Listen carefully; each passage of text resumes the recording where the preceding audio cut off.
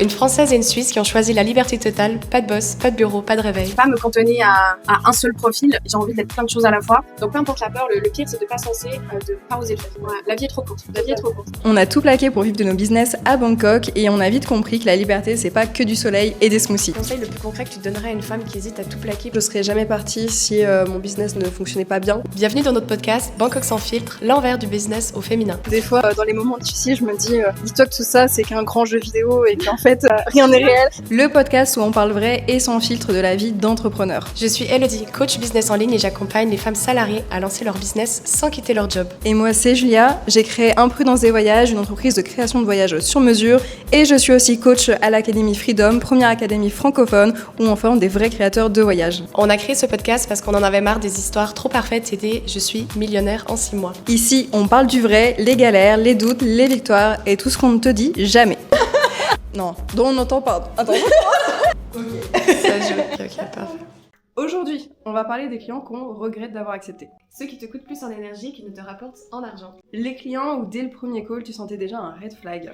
Mais tu as quand même dit oui parce que tu as peur de refuser, peur de manquer ou juste envie du chiffre. Dans cet épisode, on va parler des clients toxiques, des limites qu'on n'a pas posées et des erreurs qu'on ne refera plus jamais.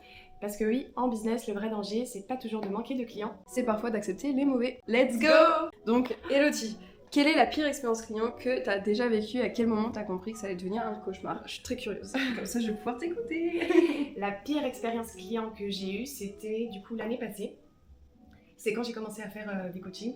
Donc pas les coachings que je suis en train de faire, l'offre que je suis en train de faire, mais quand j'étais community manager, il y avait pas mal de personnes qui m'ont demandé comment j'arrivais à avoir des clients, etc.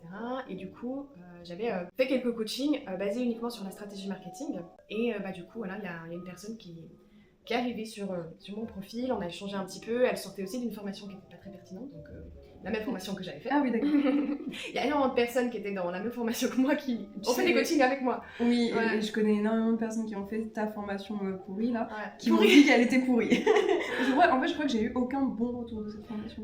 En fait, elle est pas pourrie parce que j'ai beaucoup appris, mais c'est une formation qui t'aide à ouvrir un compte Instagram. C'est pas une formation qui t'aide à avoir des clients et à vivre ton activité. Ça m'a appris à utiliser Canva, à avoir un compte Instagram, mais ça s'arrêtait là. Ouais, je vois. Enfin bref, et du coup, on a échangé, très gentil. Mais c'est vrai que dès le départ, ça discutait beaucoup sur le prix, alors que mon prix était très très bas. Je faisais un peu une sorte de test, donc bêta test, je te coach sur la stratégie marketing pendant 2 mois, genre je demandais 300 francs, enfin 300 euros. Enfin, Un franc, c'est 1 euro? ouais, à peu près, par exemple, je crois qu'ils sont à 0,9, 0,95, enfin c'est presque égaux, donc disons 300 francs ou 300 euros, c'est pas la même chose. Je savais même pas que c'était francs. Il y a une mini différence, ouais, mais du coup, ouais, moi je suis en francs suisse. Bah oui, francs suisse. Et dès le départ, c'est vrai que ça négocie beaucoup là-dessus, ce que je peux comprendre, mais c'était pas un prix non plus excessif. Ouais. Enfin bref, et puis... 300 pour un coaching personnalisé. C'est ça, en c'est one-one, donné, hein. et puis j'étais présente pendant 2 mois avec des exercices, je corrigeais, enfin... Voilà, puis vraiment, genre, je me donnais à fond, tu me connais. Je suis sous-payée, ouais. En fait, c'était plus un truc bêta-test, vraiment, tu vois, ils étaient au courant. Oui, c'est normal. Et du coup, voilà, c'était un peu... je fais vraiment un prix accessible parce que j'essaye vraiment d'améliorer tout ce que je mets en place, etc. Et voilà, ça discutait beaucoup sur le prix, beaucoup sur écoute, je vais réfléchir, je reviens, je réfléchis, je reviens. Et au bout d'un moment, j'ai reposé le cas, j'ai dit écoute, maintenant c'est soit tu prends une décision, on le fait, sinon c'est pas grave, je comprends totalement, on s'arrête là. Puis finalement, elle dit non, je suis trop intéressée à faire ton coaching, mais du coup, il faudrait que je paye en, je sais plus, 5 ou 6 fois. Donc, 300 euros, c'est 6 fois. Mais c'était à coût de 30 euros, je sais plus, 50 euros à peu près. Et attends, ce qui est important de savoir quand même, c'est est-ce qu'elle était au chômage, est-ce qu'elle avait des aides, est-ce qu'elle avait un boulot? Parce que si tu gagnes le SMIC, tu peux mettre plus que 50 euros par mois dans son formation. Non, alors je savais pas encore si elle avait des aides ou pas, mais elle était déjà freelance, elle avait déjà un client. Donc une personne qui l'a payé elle-même 1500 euros par mois. Et elle avait de la peine à payer 300, donc je comprenais pas trop le principe, mais après c'était aussi une des erreurs que j'ai faites par après, que j'ai vraiment reconnu à ce moment-là, que j'ai commencé à poser mes limites, c'est que j'étais au départ, moi j'étais toute contente d'avoir du monde, de pouvoir tester mes choses, etc. Et du coup, je lui dis, bah écoute, tant que finalement on a chacune notre compte, pour moi c'est ok, let's go, on commence. Alors, premier coaching, ça s'est très bien passé, donc elles étaient deux paires deux en coaching. J'essayais à chaque fois d'en mettre 2 paires 2 parce que ça les aidait aussi, exactement, ça les motivait. Et puis bon, on va pas se mentir aussi, même tout ce qui est un peu plus organisation, c'était beaucoup plus pratique. Premier coaching, ça s'est super bien passé, donc l'autre, elle a jamais discuté, hyper motivée, la cliente parfaite, on va dire.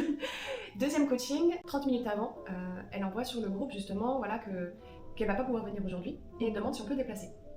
Et là, je lui ai fait comprendre que voilà, on sait toutes les deux, enfin on est 3 dans le groupe, on s'organise, etc. Donc c'est pas forcément la meilleure des solutions, mais que si c'est une exception, on peut décaler. J'ai dit par contre, pour moi c'est ok si l'autre personne est aussi ok. L'autre personne a donné son accord, donc on a décalé. La semaine d'après, 5 minutes avant, elle dit qu'elle va pas pouvoir être présente parce qu'elle se sent pas bien. Et là, moi je lui ai dit, bah écoute, tu auras accès au replay, par contre on va pas redéplacer une fois. Si on a déjà déplacé une fois, on va pas redéplacer encore une fois. Et puis finalement, elle s'est présentée au coaching, mais du coup, elle a demandé si elle pouvait ne pas enclencher la caméra. Et j'ai pas compris pourquoi. Peut-être qu'elle était pas bien physiquement. Et j'ai pas compris pourquoi. Bah, en fait, c'est ce que je me suis dit. J'ai dit, bah écoute, voilà, la caméra, c'est pas le plus agréable pour nous parce qu'on aime bien voir des visages, mais écoute, bah, si tu te sens pas bien ou qu'il y a quelque chose de ton côté, bah écoute, on arrête. Et 30 minutes après le coaching, elle m'interrompt, elle me dit, bah écoute, je suis désolée, mais il faut que je parte. Et je lui dis, ah bah enfin tout va bien, je me suis un petit peu inquiétée. Et elle me dit non, tout va bien, mais en fait j'ai mon chat qui est malade depuis des semaines. En fait, je crois qu'il faut que j'aille maintenant chez le vétérinaire. Tant pis maintenant quoi. Et hyper bizarre, il y avait tu utilises vachement bien parce que j'arrive pas à voir où est-ce qu'on va. Mais vraiment pas. Ça faisait aucun sens. Mais oui, mais ça n'a aucun ça sens. n'a aucun sens. C'était des coachings qui étaient reportés, après pas de caméra, après au milieu je dois partir, enfin bref. Et à chaque fois c'était aussi par rapport au paiement, des discussions, etc. Au bout d'un moment, j'ai pris la décision de lui dire qu'on arrêtait le coaching. Ah ouais? Parce que du coup, j'ai séparé le groupe. Parce que l'autre personne, du coup, en pâtissait parce qu'elle m'a dit elle-même, écoute, Hello, je crois que je préfère qu'on sépare le groupe parce que moi, à son énergie, je suis désolée, mais c'est pas possible. Ah ouais. Et du coup, j'ai dit ok, on sépare le groupe, comme ça, je fais avec une, avec l'autre. Tout le monde y trouve son compte. Et j'ai continué avec elle. Et 2 semaines en semaine, elle a mis au dernier moment. Nous, avec le décalage horaire, c'est aussi de l'organisation. Et même s'il n'y a pas de décalage horaire, c'est de l'organisation. Et au bout d'un moment, j'ai dit écoute, on va arrêter le coaching. Parce que moi, je veux bien être complaisante, mettre des choses en place, m'adapter si besoin, mais là, ça utilise mon énergie et au final, c'est pas quelque chose que je souhaite. Donc, ce que je te propose, c'est qu'on s'arrête là. Et là, du coup, gros drame de son côté. J'ai appris aussi qu'il y avait peut-être des trucs un peu plus personnels de son côté, des aides par rapport à un handicap, etc. Du coup, c'était très compliqué. Et ouais, c'était depuis le départ que des embûches, que des on reporte, on annule, je dois arrêter en cours. Et en fait, c'est juste, si je raconte aussi ça, c'est parce que j'aurais dû voir les signes dès le départ. Parce que un client, quand il arrive et que même sans savoir ce qu'il y a dans le coaching ou ce que tu vas lui apporter concrètement, il négocie le prix. Quand c'est un prix qui est encore abordable et puis qu'il demande de payer en 10 fois ou je sais pas combien de fois, et en plus de ça, que lui-même il gagne sa vie, c'est des personnes qui vont de toute façon t'apporter des problèmes. Bien sûr, moi je refuse ces gens-là. C'est ça. S'ils sont même pas capables de payer le prix que tu te proposes et qui sont déjà en train de négocier ou quoi que ce soit, c'est qu'ils ont une mentalité qui est pas bonne du tout en fait et qui va t'apporter des problèmes. C'est ça. Moi j'ai encore eu un client hier pour les voyages, pour l'académie, parce que je m'occupe plus des candidatures maintenant. Mais ouais, j'ai eu un client pour le voyage hier et bon, on n'a pas parlé de prix ou quoi que ce soit, mais tout de suite j'ai senti dans le R1, pendant le premier rendez-vous, que ça allait pas le faire quoi. Et vraiment le mec il me parlait en mode qu'est-ce que vous avez à me proposer vous? Bah monsieur on fait du sur-mesure. Oui mais qu'est-ce que vous avez à me proposer du coup dites-moi, donnez-moi envie. Je dis bah je vous envoie des exemples de voyage, au revoir. Ouais. Direct il faut vraiment voir tout de suite ce genre de trucs parce que sinon ça... Quand eux-mêmes prennent le lead en directement posant 10 000 questions, les questions c'est super. Tu peux oui mais pas en mode toi t'as quoi à me proposer, vas-y vends-moi le truc, vas-y. Convainc-moi. Ouais voilà c'est ça, j'ai pas à te convaincre de cette manière quoi. Enfin, évidemment que je vais essayer de te convaincre de passer par mon service parce que je trouve que c'est le meilleur etc, ça y a pas de souci. Mais que la personne en face de toi elle le dise de cette manière, c'est vraiment genre vas-y saltimbanque, fais-moi rêver, tu vois, c'est ça. Et ça, c'est vraiment mes clients à problème fois 1000. Ouais. Alors, tu vois, il y a des exceptions, parce qu'il y a des situations où certaines personnes ont RSA, chômage, peu importe, mais c'est des personnes qui se donnent à 10 000%, qui ont une phase un petit peu plus compliquée. Mais il y a des personnes qui n'ont même pas ce genre de situation. Et ces personnes-là qui, justement, négocient dès le départ, te posent 10 000 questions ou te disent ok, qu'est-ce qui se passe si j'ai pas de résultat, ou qui remettent en fait en doute ce que tu es en train d'amener. Et qui ne voient pas la valeur de ce que tu leur apportes, parce que c'est une énorme valeur quand même. En fait, c'est des clients qui vont poser des problèmes plus tard. Et ça, c'est l'erreur que j'ai faite. C'est que, au départ, quand j'étais toute contente d'avoir des coachings, j'avais jamais fait de coaching, je me disais vraiment que j'adorais ça, je me suis fait un peu avoir par ça. Et par après, je me suis dit, mais plus jamais une personne qui commence à négocier comme ça, ou à paraître sûre d'elle et à reporter, etc., c'est directement là. Et toi, justement, les red flags, au départ, tu penses que c'est quoi les plus gros red flags que tu as peut-être ignoré au départ et que maintenant directement tu check? Alors oui, il y a imprudence et il y a freedom, donc il y a les deux et ça va être des red flags évidemment totalement différents. On va dire que pour tout ce qui est dans le monde du voyage, les red flags que je vais voir dès le début, maintenant je les vois très bien, c'est justement ce genre de clients. Souvent c'est des clients qui te connaissent pas, clairement qui réagissent mal comme ça, où ils vont être en mode c'est moi qui décide, c'est à toi de me convaincre, dis-moi ce que toi tu proposes parmi tous tes concurrents. Déjà, si je sens qu'il y a vraiment... Alors, évidemment, t'es tout le temps comparé dans le voyage avec d'autres concurrents, c'est logique, mais si je vois que le client il est en mode vas-y, montre-moi que t'es mieux que les autres, et tu sais qu'il fait exprès de te mettre dans ce mood-là en compétition, bah moi je me bats même pas. Je dis bah allez voir les autres. C'est ça, surtout que si une Si vous personne êtes pas s'adresse comme ça à convaincu, toi, c'est qu'elle a même pas passé du temps avec toi dans ton contenu, Non, dans tes choses, parce que oui, sinon ah, elle te mais- ferait directement Non, mais il y a c'est cette confiance. pour ça que je te dis que c'est les leads froids. Ouais. C'est les gens qui me connaissent vraiment pas, bien sûr. Ouais. Les gens qui vont me suivre sur les réseaux, ils vont pas du tout être comme ça. Ou les gens qui ont déjà pris des voyages et tout avec moi, ou des recommandations, tu vois, ce genre de choses. Ça va pas du tout être la même approche, mais ça va vraiment être que les leads froids qui vont être vraiment dans ce truc. Ou alors, ça va être ça, donc c'était cette sensation de domination du client sur toi, plus, comme tu disais, ça va toujours être des gens qui vont vouloir le moins cher du moins cher. Ouais. Et qui vont, tu sais, te dire, des fois j'en ai des gens comme ça qui me disent donnez-moi votre meilleur prix, moi je prends vraiment le moins cher. Oui, en mode vas-y, négocie-moi le tarif au plus bas, mais moi je fais pas ça. Donc moi en fait, quand les gens me disent ça, je dis soit vous le faites par vous-même le voyage, comme ça vous aurez le moins cher du moins cher, ça c'est sûr, vous allez payer personne, soit vous allez sur des plateformes de réservation comme le Clair Voyage ou comme Voyage Privé ou lastminute.com ou ce genre de choses, et là vous aurez le moins cher du moins cher. Mais moi, si votre objectif c'est d'avoir le moins cher du moins cher et de casser mes prix, c'est pas moi ça. Nous on fait pas du tourisme de masse, ce qu'on propose c'est de la qualité, ça se paye.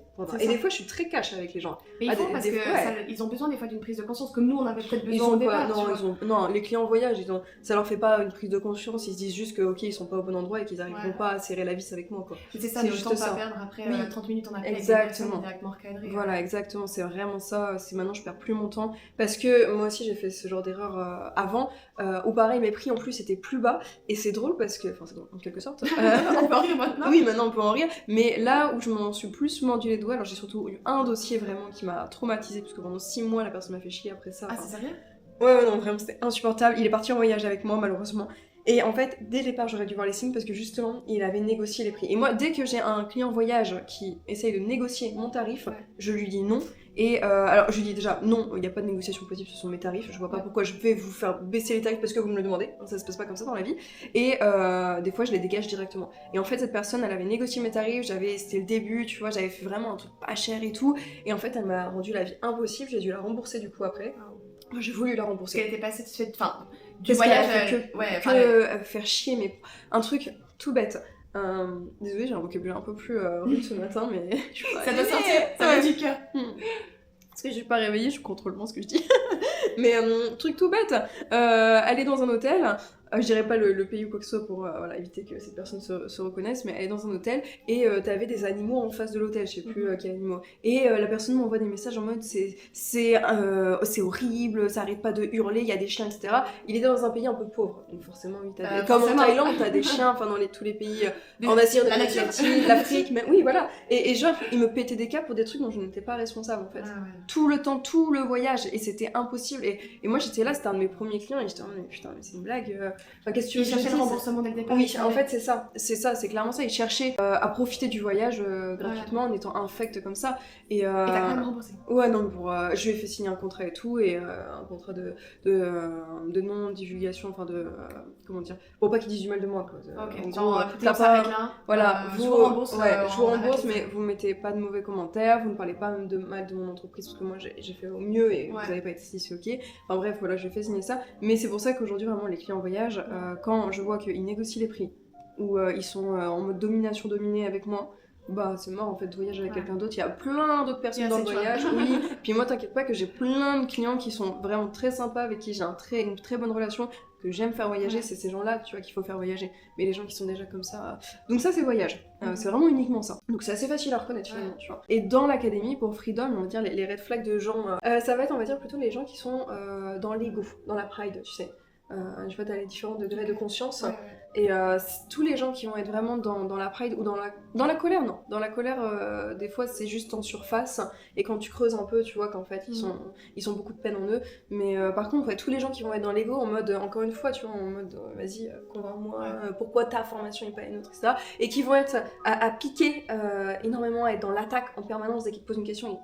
En fait, c'est juste pour t'attaquer en mode, oui, mais qu'est-ce que... Enfin, ça fait tellement longtemps que j'ai pas fait de candidature que je sais plus les questions, mais des fois, j'entends mon équipe avec quand ils font des reviews, des trucs comme ça, tout ça, je les entends parler. Mais ça va vraiment être ça, parce qu'en fait, tu sais que dans tous les cas, ces gens ne vont pas rentrer dans mon académie. Ouais. Donc dans ces cas-là, mon équipe, elle leur dit ok, on s'arrête là, bye bye, tu reviendras quand tu seras calmé. Mais suite, voilà. Ça va vraiment être particulièrement, je pense, ce type de personnalité en mode... Enfin, c'est même pas les gens qui vont te traiter d'arnaque ou quoi que ce soit, parce que ça, bah après, en 2 secondes, c'est démoli comme argument, donc il n'y a pas de souci. Mais ça va vraiment être les gens qui vont venir en mode à vraiment t'attaquer, parce que je pense que c'est des gens qui sont énormément dans l'insécurité d'eux-mêmes, tu sais, qui se rendent compte que dans leur vie, ils ont absolument rien accompli et ils sont malheureux, et en fait, leur seule manière d'exister et de se sentir intéressant un minimum, et d'avoir l'impression de faire quelque chose aussi, c'est de réagir de cette manière très agressive. Surtout tu peux avoir de la crainte en mode t'as envie de te lancer dans l'entrepreneuriat, mais tu peux très bien en parler. Écoutez, moi j'ai un peu d'appréhension, je vous avoue, parce qu'aujourd'hui je sais pas trop à qui on peut faire confiance ou pas, mais t'as la manière de t'adresser à la personne. Et en fait, comme tu dis, quand il y a ce ton de combat un petit peu avec toi, tu sais, très médisant, très agressif, oui. Et donc tous les gens qui sont en mode vraiment dans la pride, donc vraiment dans cette fierté, on sait parfaitement, mon équipe sait parfaitement comment réagir et comment ne pas rentrer dans leur jeu. C'est pareil, moi des fois je vais recevoir, c'est très très rare, c'est extrêmement rare, mais quelquefois ça arrive que je reçoive des messages en mode oui j'ai passé un entretien, vraiment ça n'a pas été, etc. Enfin, c'est des gens qui sont dans la pride, encore une fois, tu vois. C'est des gens qui n'ont pas pu aller jusqu'au bout avec mon closer, qui n'ont pas pu le tordre de douleur pendant l'appel, tu sais, le faire aller dans ses retranchements, et comme ils ont échoué dans l'appel à créer cette dispute en fait, parce que c'est pour créer une dispute littéralement, et ils viennent me voir en privé, mais dites-vous que moi je ne regarde même pas vos messages, je les efface directement, j'en ai absolument rien à faire, et c'est pas mon rôle les candidatures. Moi j'ai trop de taf à côté, d'ailleurs on en parlera après, mais j'ai trop de taf à côté, je vais pas commencer à répondre à tous les messages agressifs de ce type, donc mais c'est parce qu'ils sont déçus de pas avoir pu aller jusqu'au bout avec mon closer, et donc ils viennent me voir pour essayer de continuer à être dans cette agressivité, cette fierté mal placée. Donc ça, bon bah évidemment on les prend pas, c'est ça, juste dès le tu premier appel, tu sais ces directement te faire un profil de la personne. Dès le premier appel, dès les premiers mots, tu sais comment est la personne. C'est assez dingue. Et t'as beaucoup d'études à ce sujet maintenant, des études psychologiques qu'on utilise énormément. Et c'est super bien fait. C'est pour ça, par exemple, les différents degrés de conscience, nous on est chacun. Moi je suis un peu trop dans l'ego souvent. Je le sais. Et c'est pas bien du tout. Et des fois je me dis, Julia, calme ton ego, arrête de parler avec. Ou ta colère aussi. Voilà, sois plutôt dans un bon niveau de conscience, sois ouverte d'esprit, sois plus calme, etc. Et en fait, quand vous comprenez que chacun est dans un degré de conscience différent, et vous savez comment aborder les gens et on va pas les aborder de la même manière. Elodie, pourquoi autant d'entrepreneurs acceptent-ils des clients qu'ils savent déjà mauvais pour eux ? J'ai envie de dire pour tes débuts, on va pas se mentir, au départ quand tu essaies de te faire un nom, quand tu essayes de signer tes premiers clients, même un client qui discute sur les tarifs ou sur certaines conditions de collaboration, après ça dépend un peu le domaine, tu t'adaptes. Tu t'adaptes parce que tu as envie de te lancer, surtout qu'au départ, c'est vrai que ce qui est aussi assez chouette, c'est des fois de prendre quelqu'un aussi un peu en bêta-test où voilà, pendant un mois, disons, tu fais quelque chose de manière gratuite, en échange de témoignages. Et souvent, si tu fais du bon taf, ça finit sur une collaboration rémunérée. Mais des fois, au départ, t'as peut-être pas cette opportunité qui se présente à toi, et du coup, quand il y a une personne qui arrive et qui dit « Ok, mais pour ce prix-là, on va faire plutôt ça, ça, ça », c'est tentant de dire oui. C'est tentant de dire oui, de te dire « Ok, je vais faire un petit peu plus, mais au moins, j'ai un premier client qui dit témoignage, qui dit témoignage, dit un petit peu cette preuve sociale, etc. » Puis, bien sûr que t'as envie d'accepter.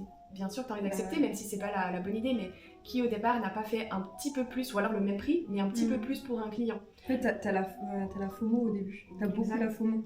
Alors je vais quand même expliquer ce que c'est, parce que je sais qu'il y a beaucoup de gens qui ne comprennent pas encore ce terme. La FOMO, je sais même pas comment on écrit. En gros, c'est la peur de manquer... Vas-y. Pour notre culture G. De manquer en fait quelque chose. Donc quand on débute dans l'entrepreneuriat, quand on a un premier client, on a envie de la gripper parce qu'on a peur de se dire que mais si j'ai pas ce client, j'en aurai jamais d'autres, ce qui est totalement faux, évidemment, c'est pas parce que vous n'avez pas ce premier client que vous n'en aurez plus jamais, mais on a beaucoup plus cette FOMO qui est très puissante parce que forcément il y a moins de clients au début que après. Donc voilà, la FOMO, faut vraiment se méfier, même dans la vie de tous les jours, c'est pas que dans l'entrepreneuriat d'ailleurs. Fear of missing out, donc la peur de manquer quelque chose, peur de rater quelque chose. Oui. Anxiété de ratage, c'est logique. Forme d'anxiété. Caractérisé par la peur. Exactement, c'est exactement ça. Donc c'est vraiment FOMO, l'abréviation. Maintenant on le saura, maintenant je saurais l'écrire. Dis-moi, est-ce que les clients cherchent réellement des résultats ou parfois aussi une personne à blâmer ? Là on va parler juste de formation alors.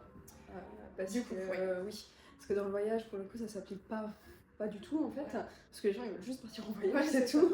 Dans les formations, donc soit Freedom ou la tienne, je disais en fait un peu plus tôt, finalement je pense que je vais répondre très rapidement à cette question, parce que tu as certaines personnes justement qui ne sont là que pour blâmer les autres, et c'est comme je te disais en fait les personnes dans la Pride, donc dans la fierté, qui elles sont là juste pour se décharger de peut-être plein d'échecs qu'elles ont eu toute leur vie, et qui en profitent un peu d'avoir ce rendez-vous pas d'intégration, de candidature, pour blâmer les gens. Mais ça, maintenant, en tout cas chez nous, on les repère très vite. Ces gens-là, tu captes direct qui sont pas là pour progresser, qui sont pas là pour passer un step dans leur vie, qui sont juste là pour soit se victimiser, soit vraiment cracher un peu toute leur haine qu'ils ont du monde sur mes closers. Donc ça, ceux-là, on les prend pas, enfin évidemment pas. Tu peux pas coacher quelqu'un qui est avec cette mentalité. Ouais. Tu peux rien faire parce que il va être contre toi en permanence, il va t'apporter que des problèmes, il va toujours tout remettre en question de ce que tu fais, et finalement lui il va pas avancer, et toi tu vas pas avancer, donc tu vas perdre énormément de temps avec ce genre de personnes parce qu'elles sont pas là pour avancer. Juste elles sont là pour se plaindre. Donc C'est ça. voilà, c'est pour ça que nous aujourd'hui on a, je te disais, un process de qualification très lourd. C'est pour justement disqualifier les gens comme ça et qualifier les personnes qui elles sont prêtes à avancer. Tu es ta propre responsabilité de ta réussite comme de tes échecs. Et Oui. ça c'est important de conscientiser dès le départ. Il n'y a pas beaucoup de personnes qui arrivent à le conscientiser au départ, ça. Même moi, je ne conscientisais pas ça. Elodie, est-ce qu'un mauvais client peut détruire la confiance qu'on a dans son propre travail? Oui, je trouve que oui. Alors, c'est important de prendre du recul par rapport à ça, parce que pas tout le monde peut être content. Que tu aies un business ou pas, tu peux pas satisfaire la terre entière. Oui. Donc c'est important de prendre du recul par rapport à ça. Par contre, où tu peux avoir confiance, c'est dans ce que tu mets en place, dans la promesse que tu fais, ou en tout cas le process que tu mets en place, les choses que tu mets en place, est-ce que tu es présente, est-ce que tu accompagnes vraiment jusqu'au bout, comme tu as présenté ça pendant l'appel. Donc si tu sais que tu as mis tout ça en place, que tu es vraiment présente, et finalement la personne n'a pas de résultat, ce qui peut honnêtement arriver, c'est aussi à se demander, est-ce que la personne a mis en place ce que je lui ai dit de mettre en place? Est-ce qu'elle s'est impliquée? Est-ce qu'il y a eu des facteurs extérieurs aussi qui étaient présents? Parce que ça dépend beaucoup de circonstances aussi. Mais c'est vrai que ça peut détruire un petit peu la confiance, je dirais, surtout au départ, ou en tout cas quand t'as pas encore ce roulement de personnes qui entrent, qui a des résultats, qui font des bons retours.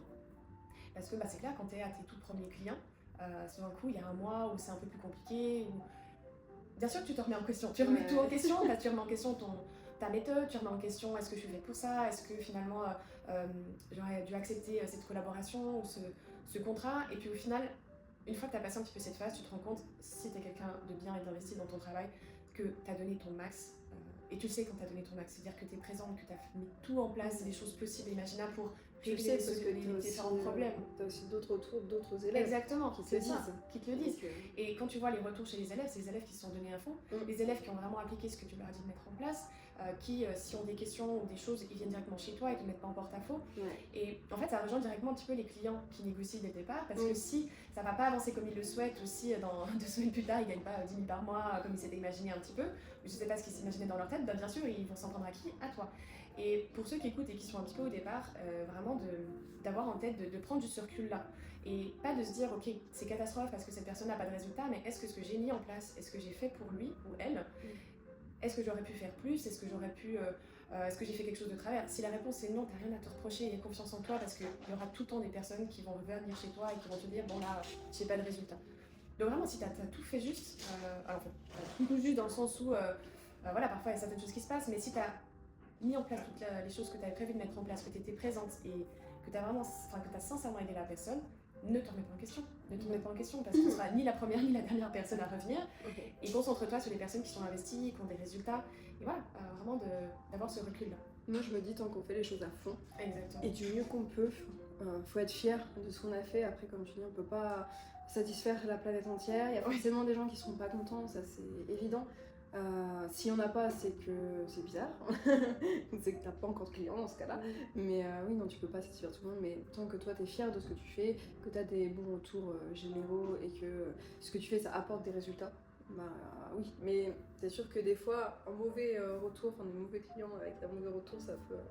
C'est plutôt ton ego même qui va en prendre un coup, justement. Ah, c'est clair, directement. Ouais. Et dis-moi aujourd'hui, pour toi, qu'est-ce qui vaut le plus? L'argent ou la tranquillité mentale? Les deux. Les deux, si on peut avoir les deux, c'est parfait. Oui. Non, mais c'est sûr que des fois, j'y pense J'aime bien, tu sais, comparer avec des gens qui gèrent des millions d'euros, genre des PDG ou quoi. Et en fait, je me rends compte aujourd'hui que plus on a de clients, donc plus on a d'argent, plus on a de responsabilités, plus c'est vrai que ça peut être stressant. Et des fois, je me dis, surtout quand je vois l'Académie Freedom qui grandit fort, bah des fois ça me stresse énormément et je me dis oula, c'est pas ce que je recherche, tu vois, si je veux pas avoir une vie plus stressante, mais j'ai envie de dire, un grand pouvoir vient avec de grandes responsabilités. Et forcément que c'est stressant. Mais bon, t'as plein de grands dirigeants dans le monde qui ont même eu des gros procès, j'imagine très stressants, tu sais. T'en as toujours, quand ça parle business et que tu commences à grossir, tu vas forcément avoir des problèmes et tu vas forcément avoir des gens qui te tirent dans les pattes et ça va forcément être stressant. Et en fait, ce qu'il faut comprendre, c'est que quand tu commences à arriver à cette étape-là, c'est qu'il faut apprendre à décompresser, il faut apprendre à être zen, à être relax en toutes circonstances et à pas laisser tes émotions prendre le dessus parce que sinon tu feras pas long feu en fait dans le business. Et moi quand je vois les grands dirigeants, même Elon Musk par exemple, que je trouve exceptionnel, enfin cet homme c'est un malade, lui c'est une machine, et je me dis mais imagine le poids sur ses épaules et le mec il est comme ça, il paraît zen, t'imagines quand même la force mentale, lâcher prise. Ouais, et il doit, alors en général tous les dirigeants ont des coachs de vie avec eux. T'es obligé, j'imagine. T'es obligé d'avoir un coach de vie, un psychologue, enfin vraiment une équipe qui permet à ton mental de rester correct, de rester bien. Enfin ça, si t'as pas conscience que les grands dirigeants déjà ont tout ce genre d'équipe autour d'eux, c'est que tu comprends pas à quel point le business c'est un jeu où il faut être vraiment très fort psychologiquement. Mais si tu arrives justement à avoir cette tranquillité mentale malgré toutes les responsabilités, parce que plus on a d'argent, plus on a de responsabilités, plus ça va être stressant dans tous les cas. Il n'y a pas un monde où tu as quelqu'un qui a beaucoup d'argent et qui serait pas qui n'a pas d'énormes responsabilités, même je sais pas, même on va dire les influenceurs un peu bébêtes des téléréalités et compagnie, même eux ils en ont, même la connue Maëva, je sais pas, Maëva. Oui, elle, même elle, en vrai, je suis sûre que c'est sûr qu'elle a un psychologue, elle a un coach de vie et elle doit certainement prendre des cours de méditation, des trucs comme ça, parce que ce qu'elle fait, c'est toujours c'est toujours très problématique, c'est toujours dans la polémique, etc. Même pour elle, ça doit être stressant, même si on le dirait pas. Et c'est ça qu'il faut apprendre à faire en fait, qu'on montre pas beaucoup. Ça c'est jamais montré, tu sais, que tous les dirigeants, tous les gens qui ont énormément de pouvoir, sans même parler d'argent, mais qui ont énormément de pouvoir, ont des équipes comme ça derrière elles, mais c'est le cas. Et sans ces équipes, ces personnes n'en seraient pas là aujourd'hui. Donc pour répondre, qu'est-ce qui vaut le plus pour moi, quand même la tranquillité mentale, bien évidemment. Ça c'est évident. Ça sert à rien d'avoir énormément d'argent, mais d'être stressé comme ça toute la journée, quel intérêt. Et t'en profites même pas. Mais oui, c'est ça, t'en profites pas, donc je préfère avoir moins d'argent et profiter vraiment de ma vie, pas mourir à 40 ans d'un infarctus quoi. C'est ça. Et tu sais, ça pourrait apparaître un petit peu la réponse que tout le monde dit, mais c'est vraiment ça, parce que je trouve que si on s'est lancé dans l'entrepreneuriat, c'est aussi pour voyager ou pour avoir cette liberté géographique. Chacun recherche une certaine forme de liberté quand tu lances ton business. Bien sûr. Et si c'est au final pour rester entre quatre murs à serrer les poings toute la journée et puis ne jamais dormir tranquillement, avoir des angoisses, peu importe, c'est pas le but. Non. Je préfère limite toute ma vie rester au stade où tu gagnes un petit peu moins, mais au moins t'es bien, tu profites, tu sais que tu t'aides et que tu te sens bien, plutôt que de gagner normalement puis d'avoir ça serait... Dans l'idéal, t'as les deux. Dans l'idéal, oui, c'est... Dans l'idéal, t'as les deux. C'est pour ça que c'est bien de prendre conscience que si tu commences à gagner de plus en plus d'argent, il faut aussi psychologiquement bien t'entourer. Que ce soit professionnels qui vont pouvoir t'aider dans le mental, dans la vie de tous les jours, ou même ton entourage personnel, avoir des bonnes personnes, parce que sinon tu pourras pas avoir cette tranquillité mentale en même temps d'avoir de l'argent. Ça, c'est impossible. C'est ça. Mes petits mots de la fin, au départ, c'est normal aussi d'arriver dans des choses un petit peu compliquées. Mais faites attention à vous, ayez confiance en vous, en ce que vous mettez en place. Et si vous sentez des signes de choses compliquées, arrêtez directement. Ne continuez pas dans quelque chose juste pour avoir un contrat, parce que ça va finalement vous apporter plus d'emmerde qu'autre chose. Je sais des fois que l'appât du gain au début, il donne envie, surtout quand on n'a encore rien du tout, on a envie quand même d'avoir son premier client, de se faire ses premiers euros, etc.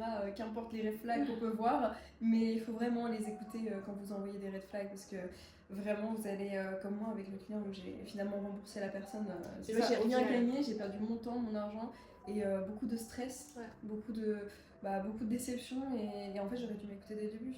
À vouloir trop arranger, on finit par se fatiguer nous-mêmes en fait. Ouais, c'est ça. Mais ça a été une grosse leçon de vie. Mais je pense que tout le monde doit passer par là une fois Oui. qu'on s'en rend compte, parce Oui. que t'as pas fait l'erreur ou t'es pas allé trop loin par rapport à un client, bah, Tu te rends pas compte. tu te rends pas compte et de ce que ça voilà, peut donc faire. faites vos erreurs, ne pas dites trop grosses erreurs. Oui, c'est sûr. Mais moi, ce que je dis souvent à mes élèves, c'est quand ils ont des dossiers compliqués au début, bah, je suis contente. Parce que ça les c'est forme juste, beaucoup plus que ceux qui ont des dossiers faciles. J'ai une élève qui, pour le moment, n'a que des dossiers faciles depuis qu'elle a commencé. Donc elle close. Pas de souci, mais je me dis, elle, le jour où elle va avoir un dossier compliqué, bah, elle va pas comprendre. Et elle va peut-être même pas le voir, en fait. C'est ça. Donc, des fois, au début, c'est bien d'avoir des personnes un peu compliquées à gérer pour se rendre compte de ce que c'est. De la réalité du marché. Voilà, et d'apprendre à les trier, voilà, des fois à pas, apprendre à dire non aussi. Ça c'est compliqué, c'est très très compliqué au début, mais des fois il faut dire non, même au début. Bah écoutez, voilà, quand même pour qu'ils puissent nous retrouver sur les réseaux sociaux. Oui, du coup moi directement sur Instagram, Grow with Hello, en anglais, sur YouTube Elodie Bovini, et chaque semaine dans Bangkok sans filtre avec Julia. Et de ton côté? Et moi donc sur Instagram pour parler voyage, t'as Imprudence des voyages, et pour parler business c'est Julia Travel Coach, et sur YouTube c'est la même, c'est l'Imprudente Julia qui parle de voyage, et pour parler business, où là il y a d'autres coachs aussi sur la chaîne, c'est Julia Voyage et Liberté. Voilà. À la bientôt. prochaine.